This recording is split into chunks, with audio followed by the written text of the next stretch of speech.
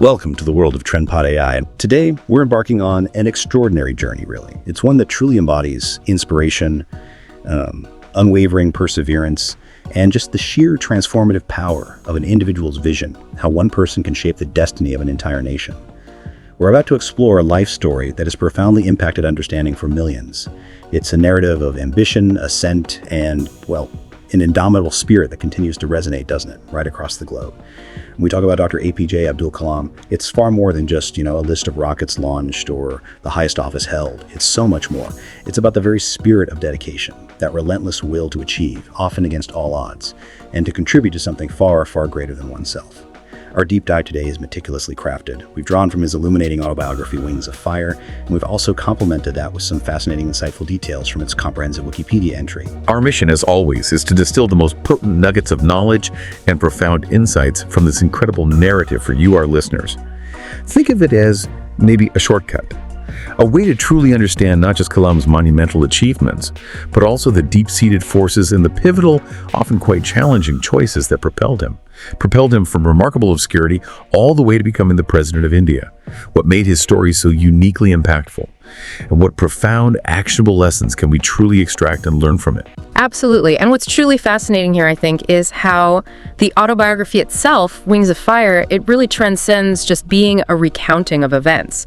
It stands as this powerful blueprint, you could say, for understanding the complex intersection, that meeting point between deeply personal fortitude and, soaring national ambition.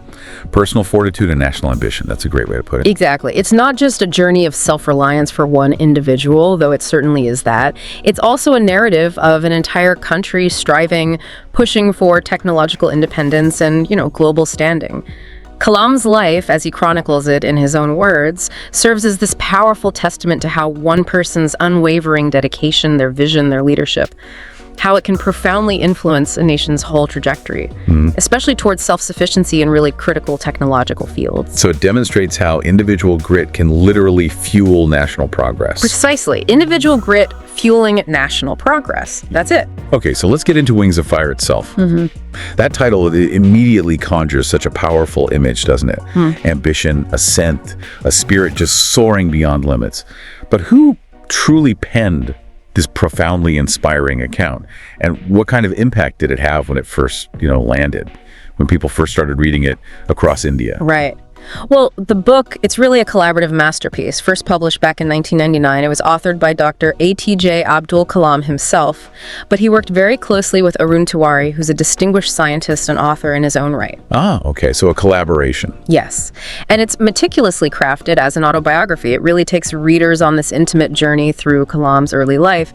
It lays bare the significant effort, the sheer hard work he poured into his studies, into his work, and it doesn't shy away from the hardships either, the numerous, often formidable hardships he faced. And then there's the fortitude, the resilience, moments of serendipity too, even chance encounters that eventually guided him to lead India's pioneering space research, its nuclear program, its missile programs.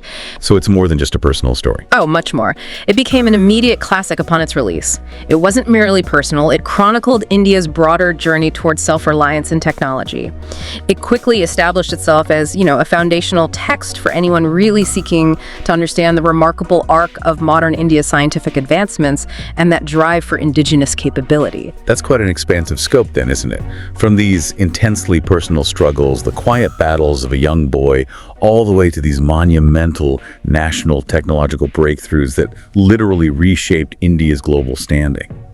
What's the initial picture it paints of his life, especially considering his origins, the environment he grew up in? The narrative opens by immersing us really deeply in his childhood. It began on October 15th, 1931 in Rameswaram, a humble yet vibrant coastal town down in Tamil Nadu. His father, Jalaluddin, is depicted as a man of, modest education, primarily boat owner, but he also served as the imam of a small local mosque. And his mother, Ashiama, she was lovingly referred to as his ideal helpmate. which really underscores the strong, supportive, harmonious domestic environment he experienced. It was like a sanctuary of peace and encouragement. That's lovely. But beyond his immediate family, Kalam was profoundly influenced by his close friend, Pakshi Lakshmana Sastri, and significantly, he was the head priest of the revered Rameswaram temple. Wow, the head priest, Yeah. his close friend. Yes, and this friendship blossoming so naturally, so effortlessly across religious lines, it just speaks volumes about the remarkable communal harmony that defined his upbringing. It fostered in him from a very young age this powerful spirit of unity, respect for diverse faiths. That's incredible, especially for that time. It really is. The book also highlights the influence of his cousin, Sam Sudden.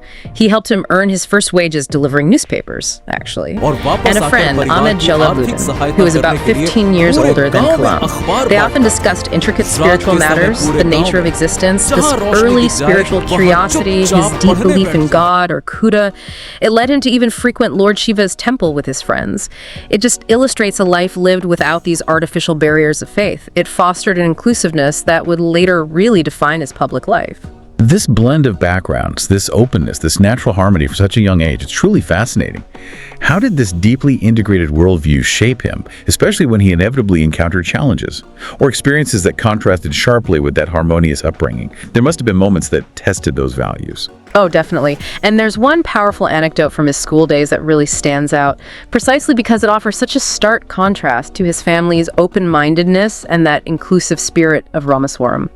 He recalls a new teacher arriving at Rameswaram Elementary School, and this teacher was visibly uncomfortable, apparently, with a Hindu priest's son, Pakshi Lakshmana Sastri's son, Kalam's close friend, remember sitting right alongside a Muslim boy, Kalam himself. Oh dear. Yes. So in this overt act of social segregation, Kalam was asked to move from the front row, where he usually sat, to the back bench. He vividly remembers feeling immense sadness, a profound sense of hurt. And this incident deeply affected his parents as well. It reviews the pain, the bewilderment of such an early encounter with raw prejudice. That must have been deeply disheartening and confusing for a child. How was this overt act of discrimination addressed? By his community, his family? Was there a powerful response that stuck with him? Crucially, yes, there was. Lakshmana Sastri, his father's close friend, the venerable head priest, immediately summoned the teacher. He summoned the teacher. He did.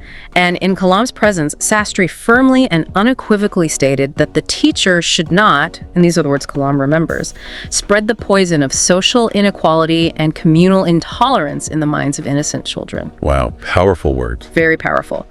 He emphasized that the teacher, as an educator, had this sacred duty to instill harmony, not division. This direct, courageous intervention, this powerful stance against prejudice from such a respected figure, it profoundly impacted Kalam.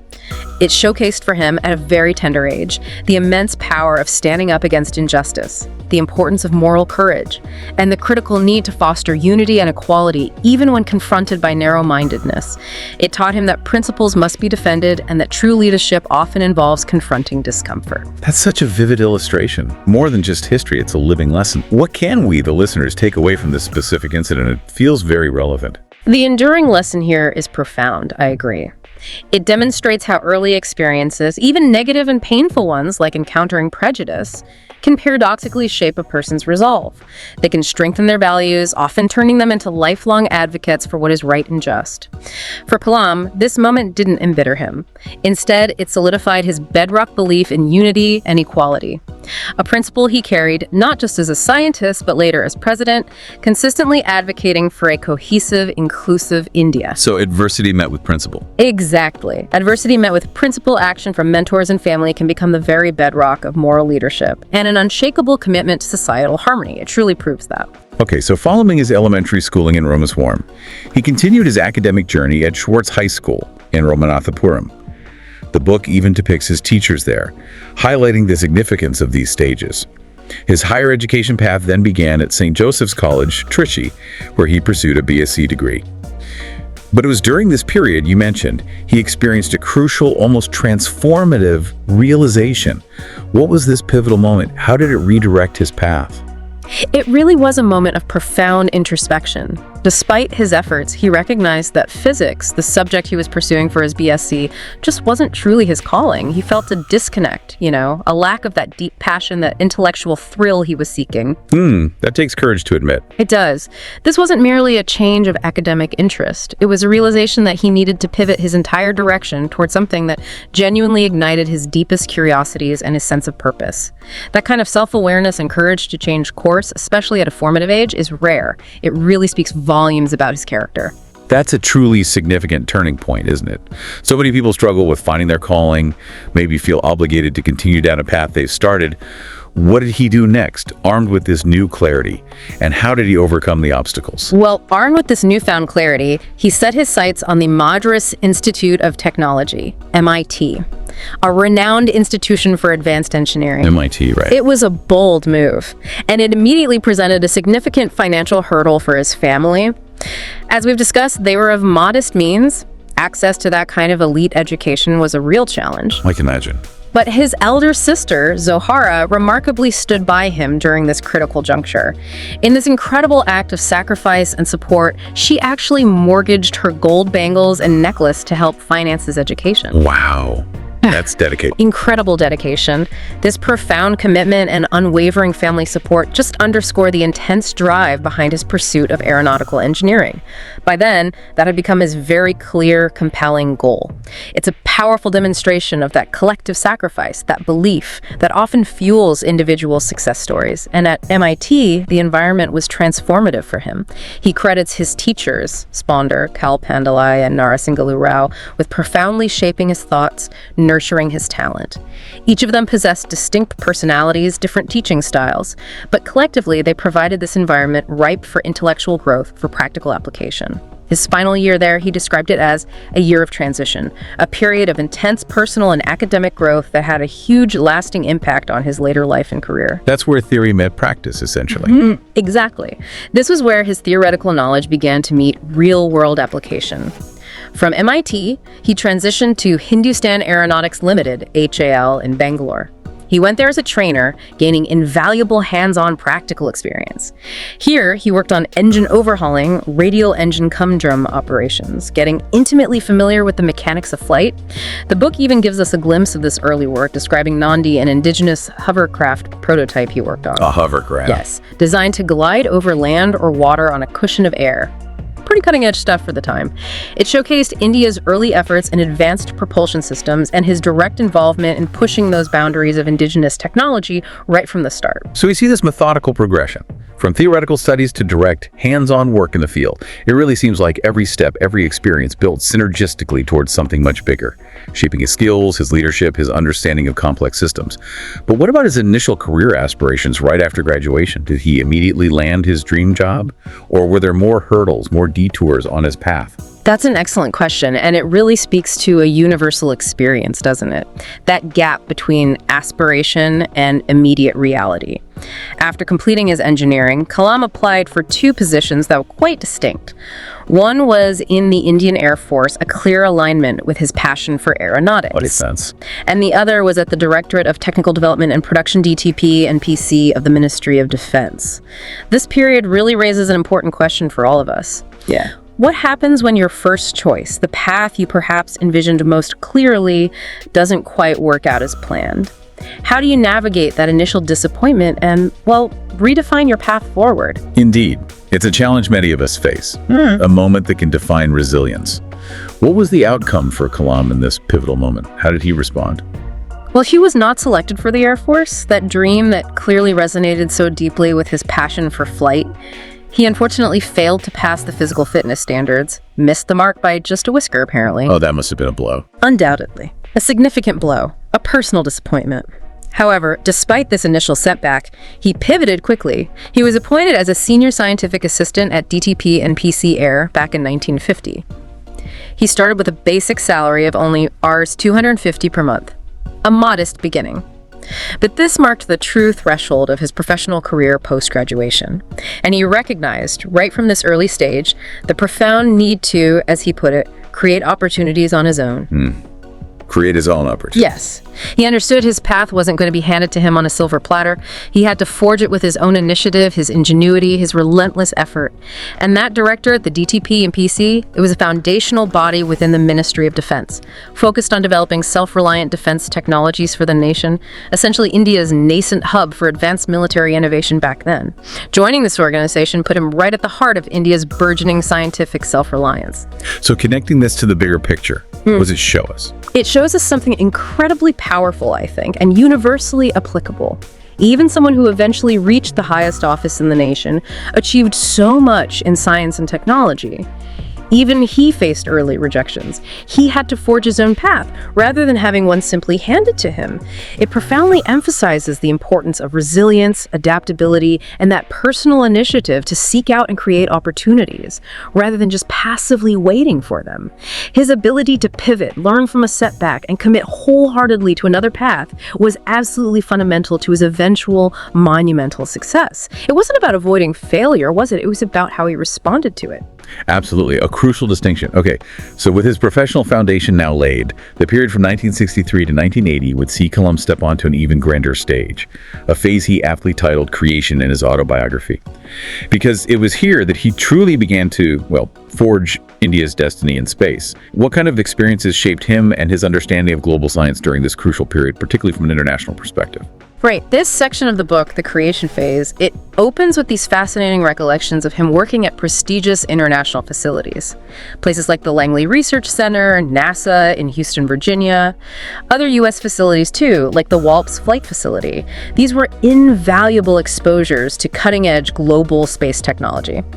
And during his time at one of these NASA facilities, he encountered something quite unexpected: a painting prominently displayed in the lobby. A painting? What was it of? Well, upon closer examination, he realized it depicted Tipu Sultan's army fighting the British.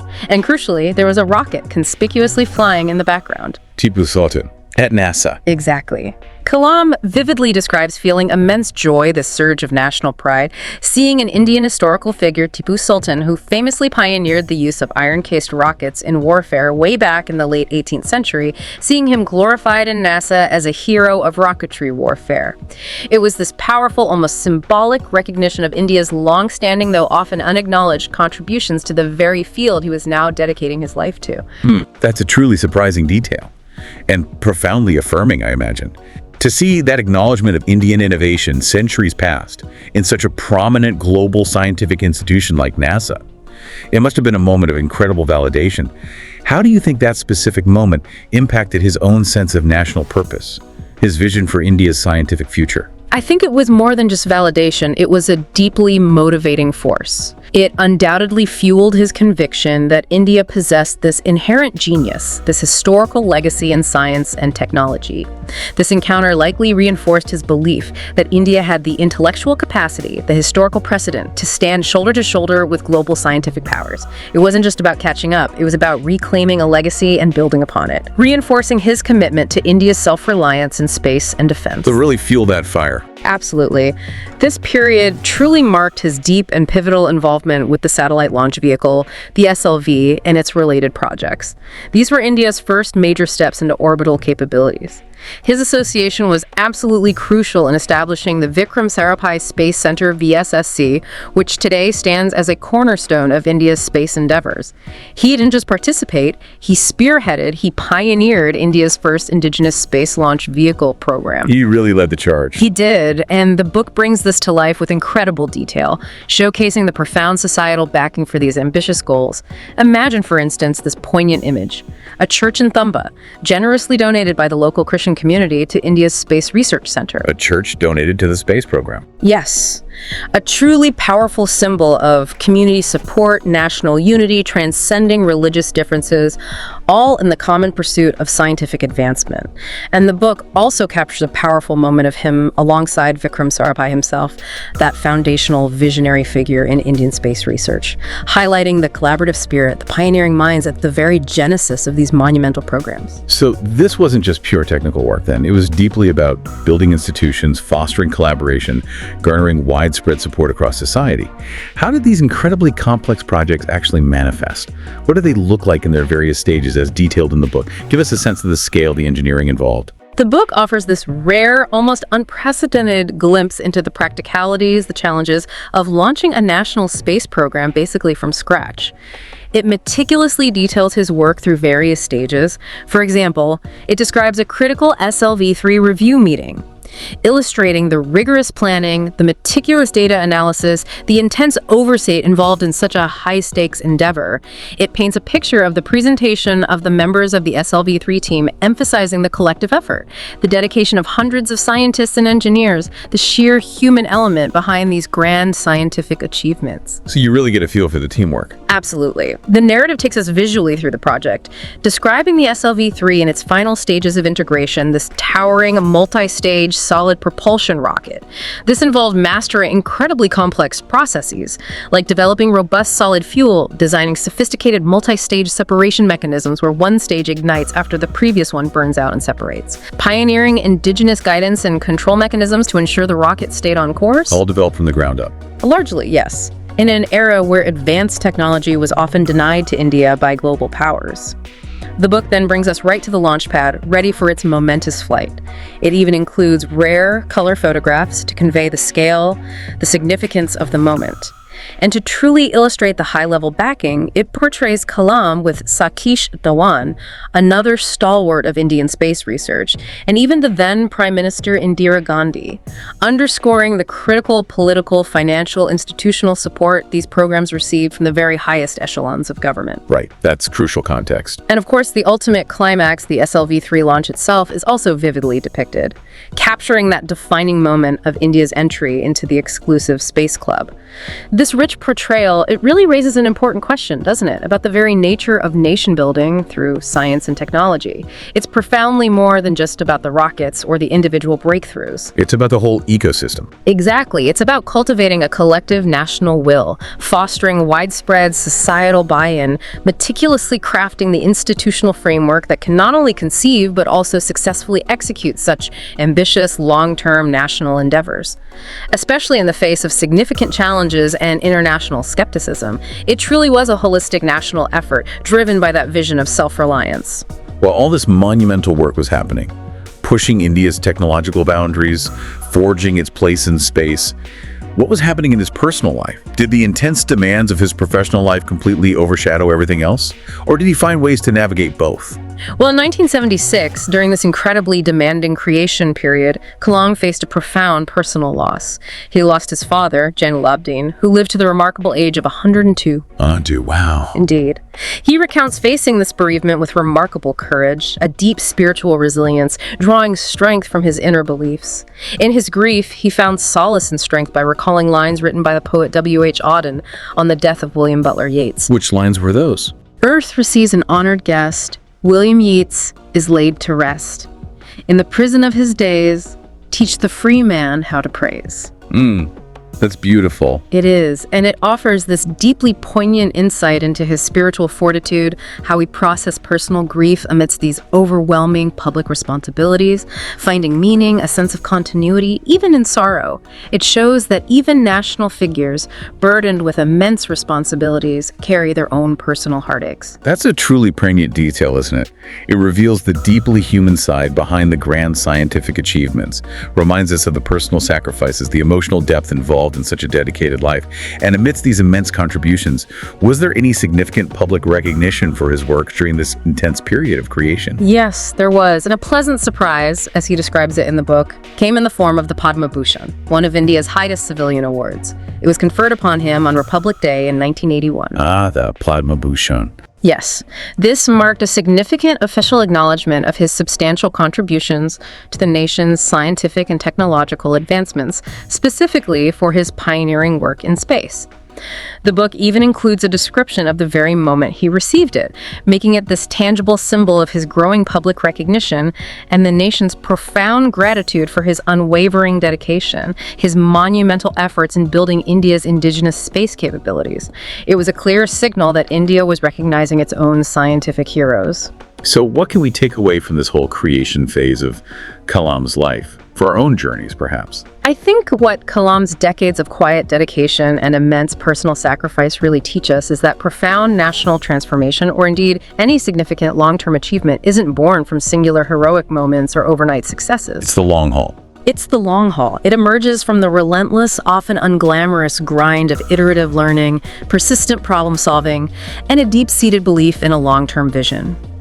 Even when faced with repeated setbacks and demanding personal circumstances, the grand public recognition, like the Padma Bhushan, often arrives only after many years of quiet, dedicated work in the background.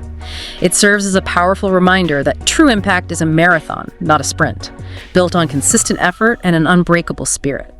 Moving on now to the propitiation section of Wings of Fire. This spans the decade from 1981 to 1991. And this is truly where he cemented that legendary moniker, Missile Man of India, isn't it? This period is almost synonymous with his name in the public consciousness, and for good reason. Precisely. This period in the autobiography vividly showcases his exceptional leadership qualities, his unparalleled strategic vision. He took on the immense responsibility of shaping India's guided missile development program, the IGMDP. This wasn't merely about individual projects, it was about creating a cohesive, integrated program, one that would provide India with a credible defense deterrent. His vision, his unwavering drive, his remarkable ability to motivate diverse teams of scientists and engineers towards extremely ambitious, nationally critical goals. It's all clearly and powerfully visible here. So he shifted gears, in a way, Yeah. from scientist to leader of national programs. Exactly. He transitioned from being a brilliant scientist to a formidable leader of national scientific endeavor, capable of marshaling vast resources, huge amounts of human talent. What were the tangible outcomes, then, of his leadership in this crucial phase? Which specific indigenous missiles became, well, household names in India? The ones that signified the nation's burgeoning capabilities in defense tech, projecting its strategic might. Right. In this crucial decade, under his direct leadership and strategic guidance, Kalam was responsible for the development of 5 key indigenous missiles. They're often referred to as the PATNA series, after their first letters. PATNA. Prithvi, Akash, Trishul, Nag, and Agni. Those names are very familiar. They are. These developments were absolutely instrumental in raising India to the level of a missile power of international reckoning, significantly enhancing its strategic autonomy in defense. The book brings these achievements to life with compelling visuals and narratives. For instance, it describes the successful launch of Prithvi, India's first tactical surface-to-surface ballistic missile. Known for its rapid deployment capability, its precision, designed to deliver conventional or even tactical nuclear warheads. A major step. A huge step. Then there's Agni, a particularly challenging but pivotal project. Agni, an intermediate-range ballistic missile, pushed India's technological boundaries even further. It demonstrated the nation's capability to develop longer-range delivery systems. This was a significant strategic deterrent, a statement of India's growing technological prowess on the global stage. The book presents that truly iconic image of Kalam standing proudly by the Agni missile on its launch pad. It's a powerful visual representation of his profound personal connection, his dedication to these groundbreaking, nationally vital projects. They weren't just weapons, were they? No, they were symbols of India's self-reliance, its determination to secure its own future. This significant progress, driven by Kalam's vision, it undoubtedly contributed immensely to India's self-realization, that sense of national pride, adulation since independence. How did these indigenous developments, these missile programs, truly shift India's standing on the global stage, beyond just the defense capabilities? That's a great point, because Kalam's impact really transcends pure defense here. The development of these indigenous missiles was this powerful declaration of India's scientific and technological maturity. Think about it. In a world where access to advanced military technology was often controlled by just a few dominant powers, India's ability to conceive, design, and produce its own sophisticated missile systems pretty much from scratch, that was a monumental achievement. Right, it sent a message. It absolutely did. It signaled that India was no longer solely reliant on external assistance for its security, a crucial step in its post-independence journey towards strategic autonomy. This fostered immense national confidence. It asserted India's position as a serious player on the global stage, demonstrating what an independent India was truly capable of achieving through its own intellectual and scientific capital. It was about national confidence as much as national defense. It's so easy, though, to focus solely on the successes, the triumphant launches, the milestones achieved, especially when we talk about such groundbreaking projects. But innovation, especially in fields as complex, as demanding as missile technology, it often involves considerable challenges, setbacks, even outright failures along the way. Did the book candidly touch upon these more difficult aspects of the journey? Or does it paint a picture of just unbroken success? Oh, yes, it absolutely does. And this is a crucial aspect of his authenticity, I think, and why it resonates so deeply.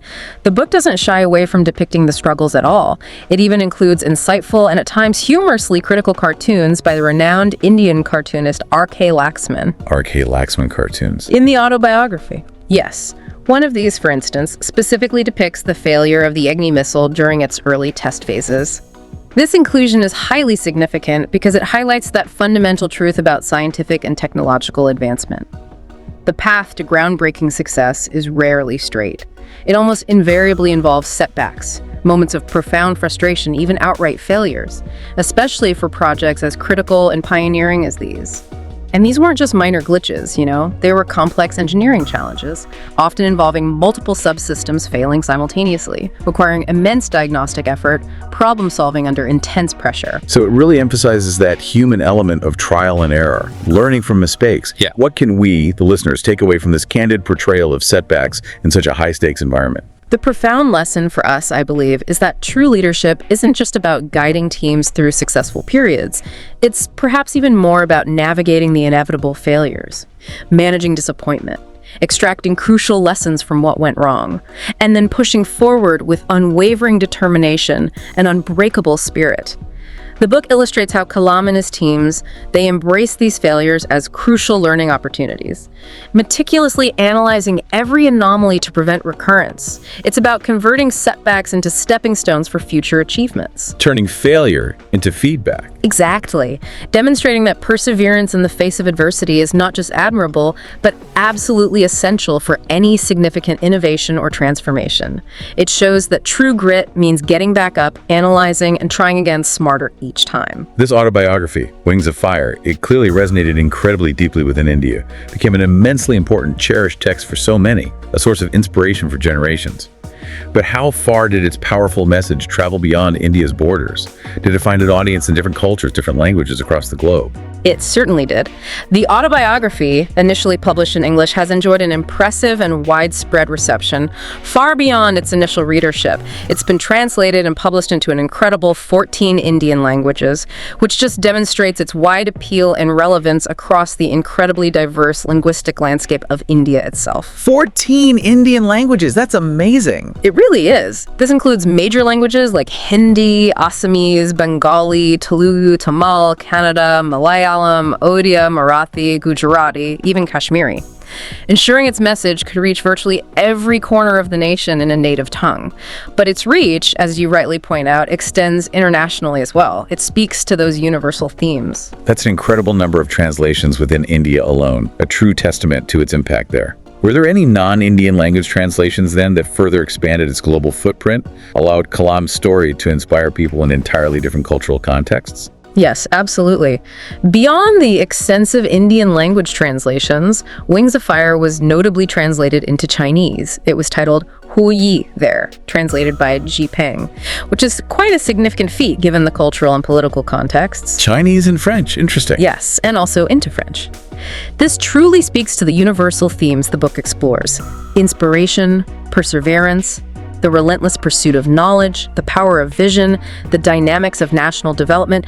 These are themes that resonate deeply across cultural and national boundaries, making Kalam's story a source of motivation and insight far beyond the geographical borders of India. It demonstrates that the human spirit's journey towards self-realization and contribution, well, it's a universally understood narrative.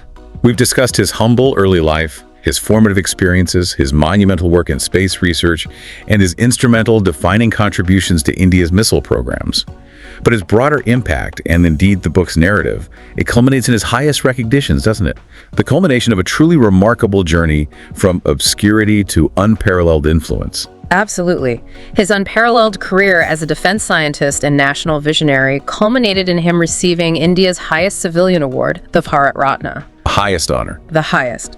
The book vividly captures this defining moment, describing Kalam receiving the Bharat Ratna from K.R. Narayanan, who was then the president of India. This was already an extraordinary peak for someone from his background. But in what is perhaps the ultimate testament to his journey and impact, he himself went on to become the president of India from 2002 to 2007. It's almost unbelievable. It is an almost unbelievable and truly unparalleled career trajectory. From a humble boat owner's son in Rameswaram, through the crucible of national scientific projects, to occupying the highest constitutional office in the nation. And his presidency in particular was transformative. His presidency was far from just ceremonial, was it? Yeah. How did he transform that role? What lasting impact did he have as the president of India? You're absolutely right. It was far from ceremonial. His term as president was profoundly active and impactful. He earned that widespread moniker, the People's President, through his relentless engagement with students and youth right across the entire country. He believed so deeply in igniting young minds. He traveled extensively, giving these passionate speeches, interacting directly with school children, encouraging them constantly to dream big, to pursue science. Connecting directly with the next generation. Directly. He tirelessly championed his Vision 2020, a detailed roadmap for transforming India into a developed nation by the year 2020. Focusing on critical pillars like agriculture, education, energy security, healthcare, all of this deeply informed by his scientific and technological background. He wasn't just a figurehead, he was an active catalyst for national development, using the presidential platform to inspire, to educate, to mobilize the next generation of innovators and leaders. He truly believed in the power of knowledge and perseverance to change a nation's destiny. So, connecting this to the bigger picture again. If we connect this to the bigger picture, Kalam, as the chief of the country's Defense Research and Development Program, and later as president, he didn't just manage projects or sign bills in a conventional sense. He, as the sources suggest, demonstrated a great potential for dynamics and innovations that existed in a seemingly moribund research establishment. Wings of Fire is a powerful testament to this. It shows how one individual, through sheer will, profound vision, and unshakable belief in indigenous capabilities and relentless effort, how they can not only ignite progress, but also fundamentally transform and re-energize established systems. Systems and organizations that might otherwise be stagnant or resistant to change. He truly injected dynamism where it was most needed, leaving this incredible legacy of innovation and inspiration. So when we look at Wings of Fire as a whole, wrapping this up, what does this truly mean for us, the listeners? How should we view this book? I think it becomes abundantly clear that it isn't just a chronological account of a remarkable man's life. It's a living, breathing narrative about India's profound journey to self-reliance in technology, intricately interwoven with Kalam's own personal and professional struggles, his deep spiritual reflections, and his meteoric, almost miraculous rise from obscurity to become a global icon and a national hero. It's a story of profound transformation, both personal and national, demonstrating how one individual's journey can mirror and indeed propel the aspirations of an entire nation. Hashtag outro. And there you have it, a true deep dive into the extraordinary life chronicled in Dr. A.P.J. Abdul Kalam's Wings of Fire. We've traversed the major arcs of his journey, haven't we? From those incredibly humble beginnings in Rameswaram, nurtured by spiritual influences and those groundbreaking cross-faith friendships, to his pivotal role in establishing and leading India's indigenous space program, mastering complex technologies against global headwinds. We then witness his instrumental leadership in that propitiation phase, truly earning him the title of the Missile Man through the indigenous development of iconic missiles like Prithvi and Agni. The book, as we've discussed, distills these profound lessons on perseverance, on the true nature of transformative leadership, and on the enduring power of a singular, unwavering vision. Indeed. Kalam's story, as so candidly told in Wings of Fire, it's far more than just the biography of a national hero, isn't it? It is this powerful testament to the indomitable spirit that resides, often dormant perhaps, within each and every one of us. It's a compelling narrative that inspires us to believe in our own potential, to overcome seemingly insurmountable obstacles, to pursue ambitious goals, not just for personal gain, but for a greater collective good, to contribute to something far larger, more meaningful than ourselves. His life serves as his practical blueprint for a purpose-driven existence, for individuals and for nations alike. Absolutely. And as we conclude this deep dive, let's leave you with a thought to ponder. Dr. Kalam's life, as chronicled in Wings of Fire, shows us that true wings of fire aren't just about external achievements or the accolades we might receive. They aren't solely about the rockets launched or the highest offices attained. Instead, they are fundamentally about that internal flame. The flame of curiosity, the burning desire to learn, the incredible resilience to face setbacks, and the relentless pursuit of knowledge and purpose within each of us. How might nurturing that internal flame, that very spirit of inquiry and determination, help you break through your own perceived limitations and contribute meaningfully to the collective good in your own unique way, just as he did for India? It's a question that challenges us to look inward, definitely, and find our own unique contribution. Exactly. We highly encourage you to explore Wings of Fire yourself. Get even deeper insights into this truly extraordinary life and feel the full, inspiring impact of his words directly. Thank you so much for joining us on this deep dive.